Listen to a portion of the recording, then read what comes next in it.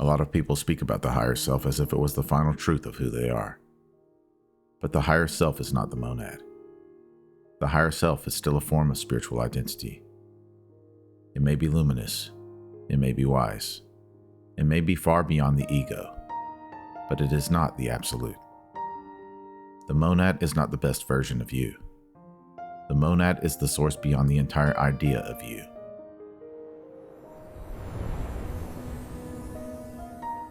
The higher self is not something to mock, reject, or dismiss. It is a powerful doorway. For many people, the higher self is the first time they realize that they are not merely the body, not merely the personality, not merely the wounded human story, and not merely the voice in the mind. The higher self feels like a greater intelligence within you. It feels like the part of you that knows before the mind understands. The part of you that sees patterns before the ego admits them. The part of you that remembers purpose when the personality is lost in confusion. And for that reason, the higher self can be sacred. But here is where the confusion begins. Because the moment you discover a wiser version of yourself, the ego tries to turn that discovery into the final throne. It says, "This is it. This is who I really am." But the higher self is not the end. It is a higher expression within the field of becoming. It is still related to individuality. It still has direction. It still has perspective. It still has some relationship to your journey, your soul, your path, and your realization. But the monad is beyond all of that. The monad is not your higher identity. The monad is the absolute from which all identity appears. If this distinction already feels important, like this video and subscribe to the channel. This is the kind of clarity that helps separate true gnosis from spiritual confusion. Think of consciousness as a ladder rising out of the dense world.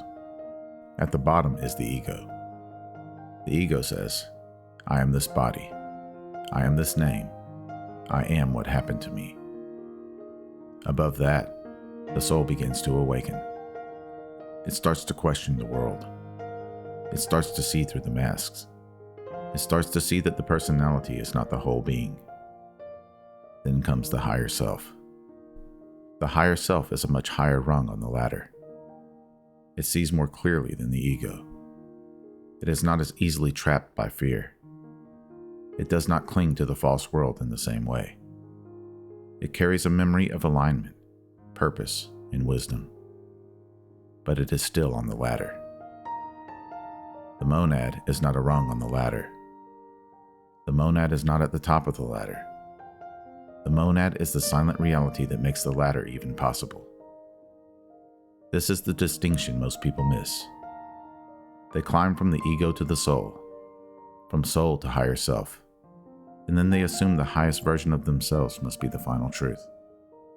But the final truth is not another version of you. It is not an upgraded self. It is not a perfected personality.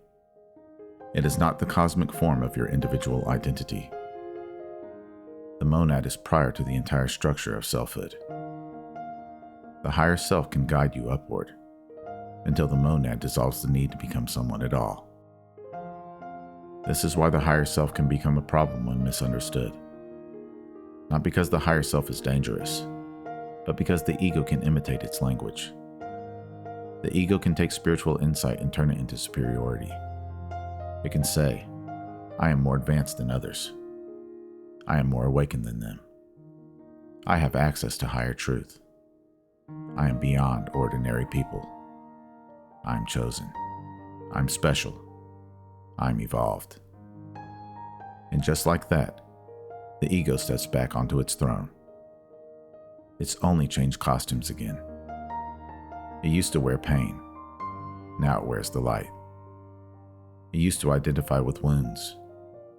Now it identifies with spiritual rank. This is why the monad matters. The monad does not flatter the ego.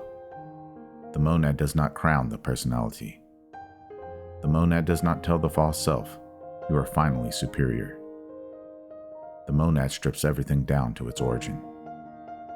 Before status, before identity, before spiritual image, even before the thought, I am more advanced, can even begin to form. The higher self may still feel like my highest self.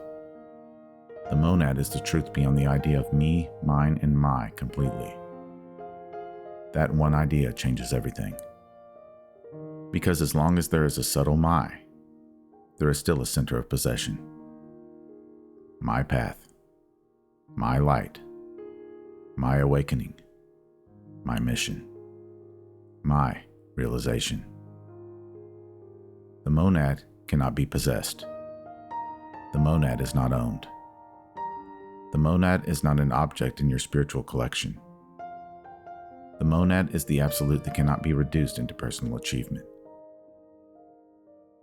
The higher self often functions as guidance. It points. It warns. It remembers. It aligns. It calls you away from lower patterns and back toward clarity. It may appear as intuition. It may appear as inner knowing. It may appear as a quiet sense that says, this is not your path anymore. But guidance still implies movement. There is somewhere to go, something to learn, something to become. But the monad is different. The monad is not guiding the personality toward a better future. The monad reveals what was true before the journey even began. The higher self may say, walk this way. But the monad says, before walking, before the path, before the seeker, you are grounded in the absolute. This is why monad-centered realization feels different from ordinary spiritual improvement. It's not about making the human identity more impressive. It's not about becoming mystical enough, pure enough, or powerful enough, or even enlightened enough to deserve to return home. The monad is not reached through self-decoration. It is remembered through direct recognition. You don't become the monad by improving the ego. You recognize the monad when the false center begins to loosen. You recognize the monad when you stop mistaking every layer of consciousness for the origin itself. The body is not the origin. The ego is not the origin. The personality is not the origin. Even the higher self is not the origin. The monad is the origin beyond origins, the silent source beyond all emanation. The highest self may be close to the light, but the monad is not. The monad is the light beyond the light.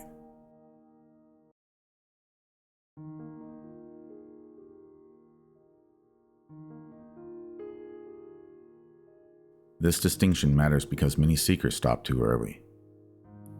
They escape the lower ego, touch a higher identity, and then build a new temple around the newfound identity. Then they call it realization. But real gnosis does not end in a better self-image. Real gnosis burns through every image. The higher self may be a necessary bridge, but a bridge is not the homeland. A reflection of light is not the source of the light. A messenger is not the absolute.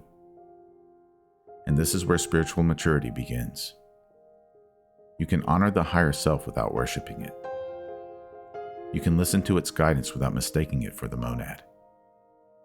You can receive wisdom from higher levels of consciousness without turning those levels into the final throne. The higher self belongs to the soul's ascent. The monad is the truth before ascent and descent. The higher self helps you remember the way. The monad is what makes remembrance even possible. And when this becomes clear, something subtle changes within you. You stop trying to become spiritually impressive. You stop trying to prove how awakened you are. You stop decorating the seeker. You don't confuse inner visions, energies, and messages with the absolute. You become quieter. Not weaker, quieter. Because the closer consciousness comes to the monad, the less it needs to announce itself. The ego performs. The higher self guides. The monad simply is. So don't throw the higher self away. But don't stop there either. Let it become a doorway. Let it become a mirror. Let it become a guide. But don't mistake the guide for the absolute. The higher self may help you rise beyond the ego, but the monad calls you beyond the entire structure of identity itself. Beyond the lower self. Beyond the higher self.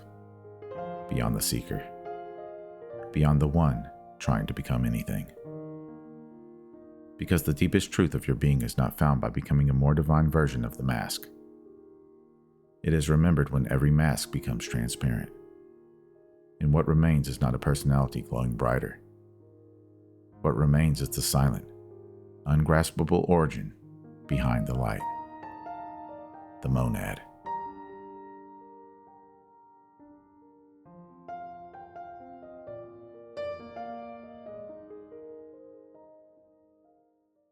If this transmission resonated with you, like this video, subscribe to the channel, and share it with someone who may be starting to see through the illusion but doesn't yet have the words for it. Comment below. Where have you confused the higher self with the monad? Your comments help build this field of remembrance, so others who arrive here know they are not alone on the path. And if you feel called to support the channel more directly, there are a few ways to do so.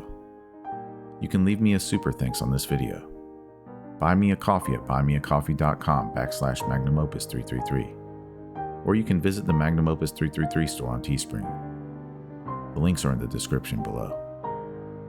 And if you want to go deeper within this work, consider becoming a channel member. Memberships help sustain these transmissions and supports the creation of deeper monad-centered content for those who feel called to this path. Remember, your consciousness is the key that unlocks reality. Let's keep unlocking it together. Thank you for watching. Until next time.